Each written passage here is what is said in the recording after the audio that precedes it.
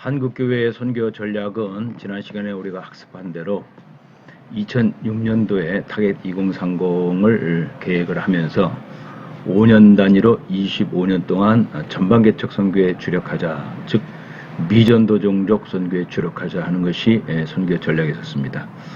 이것은 각 교단과 선교 단체가 합의를 통해서 또 포럼과 또 선교자 포럼을 통해서 엔코이를 통해서 서로 전략과 자기들의 어떤 정책을 공유하고 있는 것을 문서화한 거고 선포한 거기 때문에 KWMA의 선교 전략이라고 하는 것은 실질적으로 KWMA에 소속되어 있는 어떤 선교 단체, 교단의 선교 전략과 같다고 볼 수가 있죠. 그래서 지난번에 이제 KWMA에 대한 선교 전략은 다 소개를 했고, KWMA에 있는 어떤 선교 단체, 그것도 이제 토종 선교 단체죠. 국제 선교 단체가 아니고 토종 선교 단체가 어떤 선교 전략을 가지고 어떻게 사역을 했는지, 또 교단은 어떤 전략과 행정과 이런 전략을 가지고 또 사역을 했는지 같이 학습을 하겠다고 했고, 그래서 우선 가장 중요한 것은 미전도 종족 분야에서 어떤 단체가 쭉 KWMA와 함께 사역을 했는지 하는 것을 인터컵을 통해서 이렇게 살펴보고, 교단은 GMS 합동교단의 선교 전략을 통해서 살펴보려고 합니다. 먼저 인터컵에 대해서는 지도자들의 신학에 대해서 가끔 다른 의견을 낸 분도 있습니다. 그것을 인터컵 지도자들이 또 수용을 해서 또 수정도 했고, 자기들의 어떤 신념도 바꾸기도 했고, 정책도 일부 바꾸기도 했죠. 그리고 KWM에서 공식적으로 2년 동안 이제 근신 기간을 주었고, 또 지도를 받게 해서 지도 기간이 끝났습니다. 아무튼 혹시 어떤 신약 분야에 있어서 리더들과 우리의 어떤 신학이 맞지 않을 수도 있습니다. 그것은 여기서 논하지 않고, 이들이 어떤 선교 전략과 또 어느 지역에서 어떻게 사역을 하고 있다고 하는 현재 진행되고 있는 그런 내용들을 한번 이들이 가지고 있는 브로셔나 또 이들의 선교 전략 PPT를 통해서 소개를 하고자 합니다. 인터컵은 템포리 지역입니다. 템포리 지역, 템포리 지역의 최전방 미전도 종족 개척 선교가 목적입니다. 그러니까 창의적 접근 지역이죠. 미전도 종족, 그 중에서도 템포리 지역, 여기에 개척 선교를 한다. 그래서 1983년도에 설립된 토종 초교파적인 해외 선교 기관입니다. 주로 이제 이런 미전도 종족 위주로 사역을 했고, 올해 현재 약 40여 개 종족의 1600명의 전문인 선교사를 파송을 했죠. 1600명의 전문인 선교사를 거의 종족별로 이렇게 파송을 했다. 그래서 소아시아라든지 키프로스라든지 중앙아시아라든지 페르시아라든지 아랍, 몽골, 시베리아, 북인도, 중국, 변방, 불가리아, 그 다음에 아세안, 마그렙 지역 등 이런 주로 이슬람과 불교 또 제4세계 소수민족 미전도 종족 이런 데에 이제 파송을 받아서 또 사회교육, 의료, 지역개발, 연구, 사업, 사회봉사와 교회 개척들을 병행하는 전인적 사역과 통정적 선교를 지금까지 1983년 이후로 해왔다 하는 것이 이들의 선교 전략입니다. 이러기 위해서 현재 국내에는 약 67개 지부가 있고, 해외에는 약 70개의 지부가 있고, 1000명의 스태프들이 있다. 사실 이 스태프들에 의해서 모든 것이 다 움직이는 것이죠. 스태프들에 의해서. 그래서 선교, 교육, 연구, 동원, 지역, 사역들 이런 것을 달성하고 있고, 국내에서는 약 6,000명, 해외에서는 4,000명이 훈련을 받는 아주 굉장히 이 훈련의 그 어떤 폭이라든지 훈련 인원이 굉장히 많습니다. 여기가 우리가 이제 살펴볼 것은 어쨌든 이들이 선정한 고문이지만은 여기에 이분들을 전략이나 모든 것을 이렇게 지도하시는 고문들을 이렇게 보면은 이제 김명환 목사님 잘 아시는 분이시죠. 강병교회 원로 목사시고 합동신학대학원 대학교에서 교수를 하셨죠. 또 합동측 증경총회장님이신 김영실 목사님, 그 다음에 아시아 신학협의회 ATA 실행총무까지 하셨고 하와이 국제신학교 총장을 하셨던 노봉림 박사님, 유명하신 분이죠. 그 다음에 이제 LA 영락교회 담임 목사님을 하셨고 또 통합측 증경총회장을 하셨던 박희민 목사님, 기감의 전현재 감독님, 최일식 목사님은 잘 아시죠? KWM의 초대 사무총장을 하셨고 2대가 이제 강승삼 목사님이고 3대가 한정국 목사고 현재 이제 4대 조영중 사무총장의 4대를 볼 수 있고 임석수 목사님은 제가 소개를 안 해도 잘 알 것이고 그 다음에 이제 미남 침례교회의 거기 총회 전 회장을 하셨던 박성근 목사님이라든지 전 국방부 장관을 했던 이준 장로님, 또 뭐 송병기 목사님이라든지 이런 분들이 나름대로 이들을 위해서 기도하고 있고 전략의 어떤 고문 역할을 하고 있다는 것은 우리가 참고해 볼 필요가 있습니다. 이들의 사역은 어쨌든 템포리 지역 미전도 종족 사역을 하기 위해서는 랄프 윈터가 세웠던 세계 선교센터 그쪽과 또 템포리 사역을 하는 세계적인 어떤 그런 선교 단체들과 전략적 파트너십을 가지고 세계화하고 특성화하는데 나름대로 귀한 네트워크를 가지고 있다 하는 국제적 어떤 단체의 특성을 위해서 나름대로 수고하는 것을 볼 수가 있고 두 번째는 이제 학생 미션이라고 그래가지고 SM이지요. 8개월 또는 1년 동안 대학생들을 팀을 이루어서 선교지에서 실제로 생활을 합니다. 그리고 문화 및 언어를 습득하고 또 현지인들을 대상으로 해서 전도도 하고 제자 양육도 하고 이걸 통해서 교회 개척의 새로운 어떤 무브먼트를 일으키는 선교 운동이라고 볼 수가 있죠. 필드 오퍼레이션이라고 그래가지고 이제 매년 2회에 여름과 겨울 약 3주 동안 실시되는 현장 훈련입니다. SM하고는 조금 다르죠. 이런 현장 훈련도 있고 또 다민족 사역에서 주로 이제 북미주 지역을 비롯해서 전 세계 다민족 디아스포라 교회에서 선교 동원을 하고 교육을 하고 선교 비전을 나누는 그런 사역을 하면서 현지 다민족을 바로 인터컵의 어떤 공식 선교사로서 이렇게 소속감을 두기도 하고 같이 국제적으로 사역을 하는 그런 어떤 선교 전략도 있습니다. 차세대에 대해서 뭐 관심을 많이 갖고 있죠. 어린이라든지 청소년 세대를 대상으로 해서 선교 동원과 훈련을 통해서 그 사역들이 계속 계승될 수 있는 선교 리더십이 계승될 수 있는 그런 전문적 어떤 훈련도 하고 있고 특별히 이제 청년 대학생 사역의 캠퍼스를 중심으로 해서 상당히 많은 훈련과 또 네트워크를 가지고 있고 또 선교 동원을 하고 있는 것을 볼 수가 있습니다. 여성 사역에 대해서도 관심을 많이 갖고 있어요. 여성의 그 독특한 은사라든지 또 이분들이 가지고 있는 무슬림권이라든지 독특히 여성만 하실 수 있는 그런 사역들이 있죠. 그런 사역을 개발해서 여성들이 선교 현장에서 실제로 큰 역할을 감당할 수 있는 그런 전략을 가지고 있고 또 시니어 사역에 대해서 많은 관심도 가지고 있죠. 이것이 이제 자기들이 인터컵은 이런 전략과 이런 사역이 주사역이다 하는 것이 본인들이 발행을 했던 브로셔에 나타났던 내용입니다. 이것을 조금 더 이제 보완한다고 하면은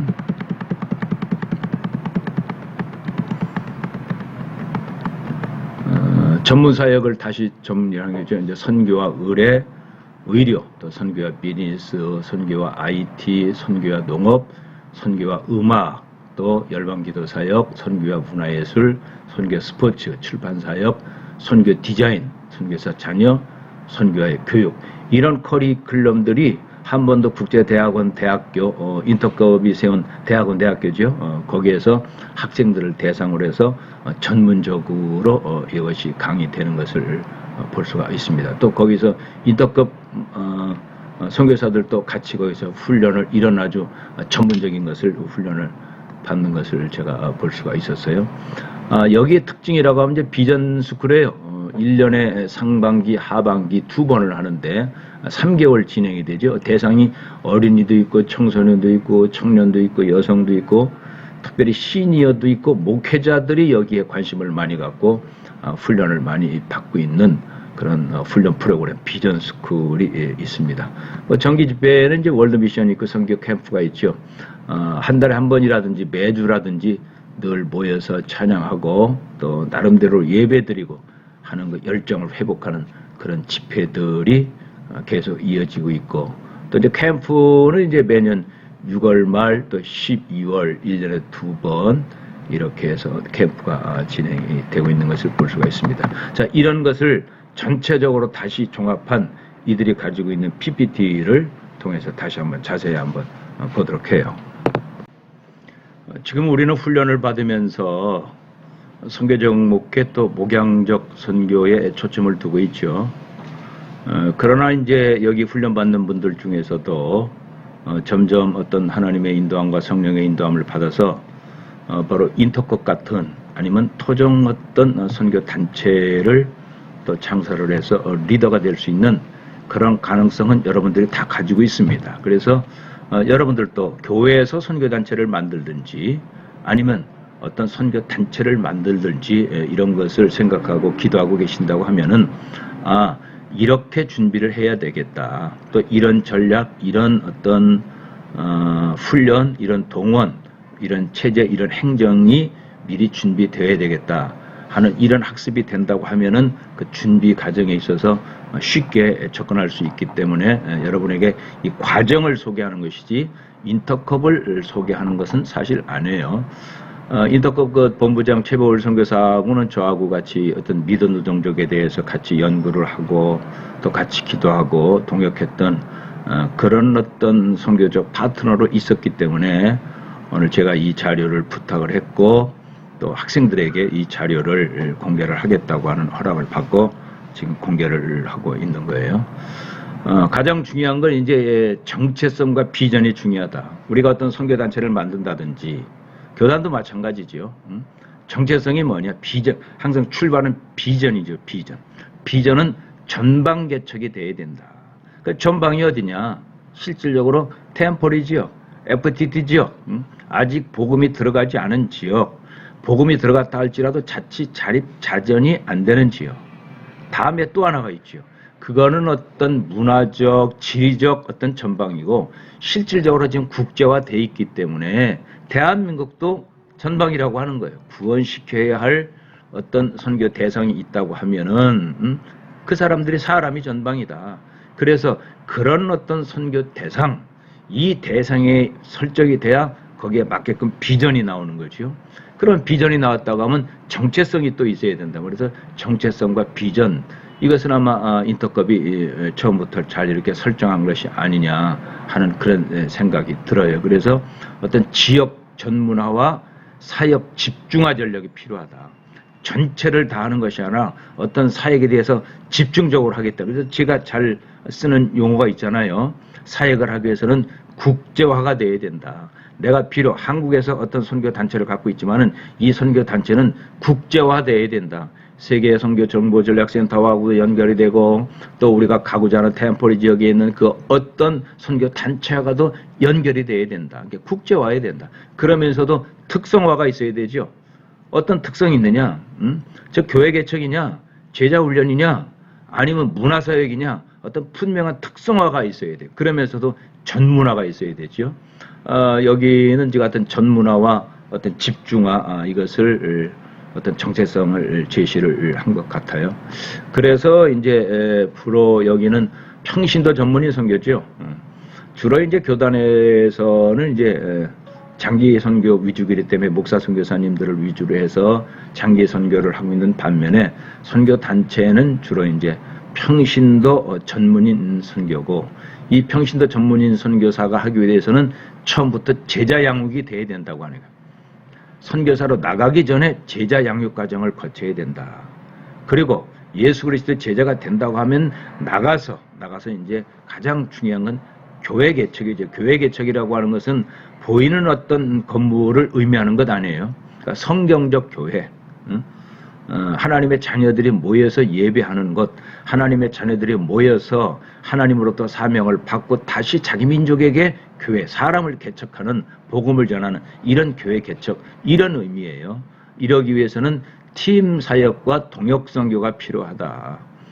뭐 여러 가지 다른 문화권에 가서 사역을 하게 되고 또 여러 가지 선교주에서 요구하는 것이 많지 않습니까? 그렇기 때문에 여기에는 팀 사역이 필요하다. 팀 은사 받은 사람끼리 잘 모여서 팀 사역이 그리고 반드시 동역 사역이 필요하다. 이런 것을 이들이 어떤 사역의 방향을 정한 거죠. 그래서 현재 이 조직은 쿠이스 한반도 국제대학원이 있고 그리고 선교 단체가 이제 인터컵이죠. 그리고 IACD 이제 NGO 단체가 있어요. 자체 그러니까 NGO하고 훈련 기관이죠. 쿠이스가 훈련 기관이니까 그리고 실제 선교사를 파송하는 선교 단체가 있어요. 그러니까 선교 단체가 창의적 접근 지역에 접근하기 위해서는 역시 NGO라고 하는 이것이 필요하겠죠. 그리고 이제 쿠이스 한반도 국제대학원 밑에는 또 국제학교가 이런데 저런데 KSI가 이렇게 설립되는 것을 볼 수가 있어요. 그래서 세 가지예요. 훈련, 그 다음에 파송 단체, 실질적으로 이것을 국제화하고 객관화하고 세계 어디서도 인정받을 수 있는 NGO 이것을 가지고 있어야 실질적으로 템포리 지역에서 부담 없이 전문적인 사역을 할 수 있다고 하는 그런 목표를 가지고 새 공동체를 세웠고, 뭐 사역 정신은 개척 정신이죠. 그리고 제자 양육을 하고 또 이슬람 지역이나 특수 지역에서 이제 여성 사역을 통해서 협력 사역을 하고 현장 사역 이 다섯 가지가 돌아가는 거지. 현장 사역을 통해서 개척 정신, 제자 양육, 여성 사역, 협력 사역. 이게 특이한 건 여성 사역을 많이 강조하고 있어요. 그래서 인터컵에는 주로 여성 자비랑 선교사님들이 이슬람 지역에서 사역을 독창적으로 많이 하는 그런 어떤 특성도 볼 수가 있습니다. 그래서 참 슬로건이 괜찮아요. 우리는 순종하고 하나님은 역사하신다 하는 것이 사역 정신이라고 할 수가 있고, 그 비전은 신속한 세계 복음화죠. 신속한 세계 복음화, 미전도 종족 교회 개척, 평신도 전문인 선교. 이런 것을 하기 위해서 이제 사역은 동원, 훈련, 파송, 교회 개척이 뒷받침이 돼야 되겠죠. 사역의 가치관은 이제 마지막 개척이다. FTT죠. Last Frontiers.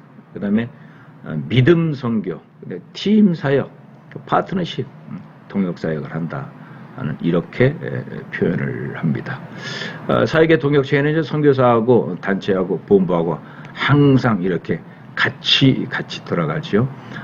본부는 선교사를, 또 선교사는 어떤 단체는 다시 본부. 그래서 이 시스템은 우리가 잘 볼 필요가 있어요. 설명을 안 해도 눈으로 본부와 선교사하고의 멘토링 사역 관리가 있구나. 또 어떤 단체하고 선교사는 서로 사역지 보고도 하고 또 현지 방문 연결 사역도 하고 또 본부죠. 본부하고 어떤 단체나 개인이나 교회는 동원하고 후원하고 또 이런 행정관리 전략을 공유한다.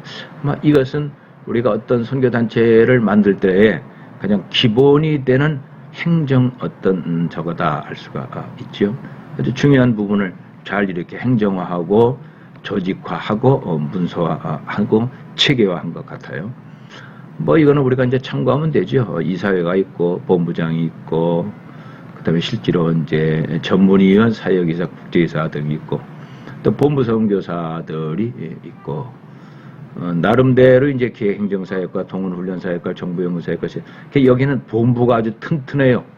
본부 행정요원이 대단히 많습니다. 그래서 본부 사역하고 현장 가고 현장에 가서 얻었던 경험을 가지고 와서 다시 본부 사역하고 그래서 현장과 본부와 또 동원 이 세 가지가 항상 같이 가요. 그래서 학교에서 이제 어떤 CCC 비슷한 그런 캠퍼스 사역을 하잖아요. 거기서 이제 동원이 됐다고 하면 일단 현장으로 갑니다. 현장에 가서 새로운 어떤 비전을 확인한 다음에 본부로 들어와서 본부 사역을 하죠. 본부 사역했던 사람은 다시 캠퍼스로 나가요. 그래서 동원 사역을 하죠. 그래서 항상 그런 체제로 돌아가는 독특한 체제라고 이렇게 볼 수가 있어요. 그래서 18개 사역부서 38개 팀이 움직이고 있다. 대단한 방대한 조직이에요. 대단한 방대한 조직입니다. 특히 이제 국내와 해외 사역이 분명히 다르면서도 또 같이 가죠. 국내와 해외 지부를 같이 관리하고 각각 국내는 국내대로 해외는 해외대로 헌신자를 발굴 지원하고 또 파송을 관리하고 선교지 정보를 같이 공유하는 본부에서 이것을 컨트롤하는 거죠. 지부가 꽤 돼요. 국내 지부가 한 67개 되고 뭐 전국 곳곳에 다 있죠. 국내 사역자만 해도 850명 정도 됩니다. 대단한 인원이에요. 해외 지부가 한 70여 개 되고 사역자가 1,500명 되는데 주로 이제 북미주 쪽에서 많이 있고 그다음에 이런저런 그 창의적 접근 지역에 들어갈 수 있는 어떤 게이트웨이 쪽에 많이 있죠. 캐나다, 독일, 영국, 아일랜드, 프랑스, 헝가리, 호주, 뉴질랜드, 일본, 몽골, 필리핀, 멕시코, 쿠바, 나이지리아 이런 어떤 접근하기 위한 어떤 게이트가 될 수 있는 이런 어떤 나라에서 포진을 하고 있으면서 안으로 쭉쭉 들어가는 거죠. 북미 지부가 한 60개 정도 됩니다. 북미가 상당히 많아요. 이제 캐나다 지역이 많은 거죠. 사역자가 한 700명인데 북미를 집중적으로 이렇게 공략한 것을 볼 수가 있어요. 캐나다도 있고 많죠. 서부 지역, 동부 지역, 중부 지역 주로 이제 한인들, 한인교회를 중심으로 이런 조직들이 만들어졌죠. 알래스카까지 이제 지부가 있다고 하는 것은 이들의 어떤 개척 정신을 볼 수가 있어요. 유럽 지부도 한 20개 정도 되고 사역자가 한 90명 정도 되는 거죠. 곳곳에 다 있는 거예요. 아일랜드부터 시작해서 우크라이나, 폴란드, 스위스, 스페인, 이탈리아, 헝가리 다 지부들이 있죠. 간사들이 굉장히 귀한 역할을 합니다. 국내가 한 850명, 그다음에 미주 한 700명, 에집트가 상당히 요즘 이곳에서 간사들이 굉장히 큰 일을 많이 하고 있어요. 에집트에서 비전 스쿨을 하고 현지인들을 대상으로 비전 스쿨을 현지 목사님들, 꼽티교회 교인들, 그 목사님들을 대상으로 비전 스쿨을 해가지고 그들에 의해서 무슬림들을 선교하는 현지 목회자들, 현지 리더들을 훈련시켜서 그들이 훌륭하게 하는 그들이 선교할 수 있는 그런 좋은 아주 모범적인 사례가 지금 에집트에서 많이 볼 수가 있죠. 중동 지역도 그렇고 사우디하고 아라비아에서도 독특하게 아주 사역하고 있어요. 인도 지역에서 총 한 2,416명 간사가 이런 일을 한다고 할 수가 있어요. 교단으로 얘기한다고 하면은 어떤 지부장이라고 볼 수가 있죠. 필리핀의 대표, 국가별 대표 뭐 이렇게 볼 수가 있죠. 템포리창에 어떤 1,600여 명이 파송되어 있습니다. 주로 보면 템포리 북위 10도, 북위 40도 이쪽 쪽에 집중적으로 지부가 만들어지고 그 안에서 사역하는 걸 볼 수가 있어요. 연령대를 잘 볼 필요가 있어요. 연령대가 40대가 48.6%, 30대가 38.0%, 젊지요. 대단히 젊습니다. 1,400명에 대한 연령대 분포가 그러니까 30, 40대가 거의 80%로 보면 돼요. 30, 40대가 80%가 그러니까 젊은 선교단체죠. 인터컵 소속 외국인 선교사예요. 국내 주로 많죠. 외국 국적을 가지고 있는 그러니까 외국인들이 인터컵에 들어가요. 예를 들어서 우리가 웩이라든지 뭐 이런 선교단체에 한국인이 들어가 있듯이 씀이라고 하는 외국 선교단체에 한국인이 들어갔듯이 인터컵 한국 토종 선교단체에 외국인이 들어와 있는 거죠. 외국인이. 이 도표는 잘 볼 필요가 있어요. 템포리 지역, 이 지역을 이제 지역창 꼭 필요한 것을 다시 세분화하죠. 세분화하는 지역을 또 종족 집단을 대해서 또 연구를 하면 종족 연구를 하는 거예요. 그리고 종족 모임이 이루어질 수 있도록 이런 걸 하고 단기 선교는 이제 종족 운동을 할 수 있도록 하고, 종족 운동이 일어나면은 이제 종족 모임을 갖고 또 이것이 종족 연구를 하게 되고, 이렇게 준비된 것이 이제 다시 템포리 지역이고, 템포리 지역 중에서도 어떤 창이 있는 거예요. 이런 창, 마그리 창, 소아시아 창, 아랍 창, 페르시아 창, 이런 창을 집중적으로 하되 그 안에 있는 또 새로운 소수 종족들, 이 종족들을 집중화하는 전략이죠.